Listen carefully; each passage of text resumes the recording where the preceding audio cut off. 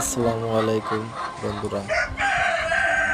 বর্ষায় আমাদের খামারের চাল নষ্ট হয়ে গেছে। বর্ষায় আমাদের খামারের ভিতরে পানি পড়ে খুবই খুবই খারাপ অবস্থা। আপনারা দেখলে বুঝতে পারবেন, খুবই খারাপ অবস্থা।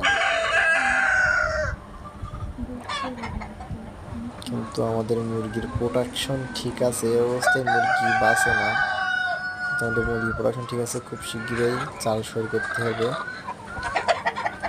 দেখেন কতটা পানি খামারের ভিতরে বর্ষায়।